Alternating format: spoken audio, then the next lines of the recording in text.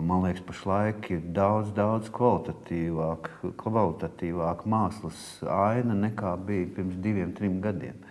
Ir ļoti forša, nopietna kaut kāda tāda sakustēšanās notikusi. Un ja vēl paralēls, tad tas apmēram es viņus varētu salīdzināt ar tiem 80. gadiem. Es pilnīgi noteikti. Vara ir nīstama, rocības, un it kā kaut kā mākslinieks ir apspiests, bet reizē atkal kaut kas nāk ārā, un tās formas un iespējas ir. Nav tā, ka nav. Ja? Protams, dārgai mākslē drusku kādu laiku ir dika pielikts. Ja?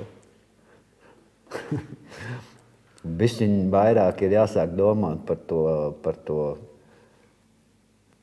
vispār, kāpēc jāglazno, kāpēc jātaisa tas, vai vispār vērts to darīt, nevis lai sakombinētu jaunu mūsdienu tehnoloģiju robotu, kas kaut izklaidēs skatītāju, bet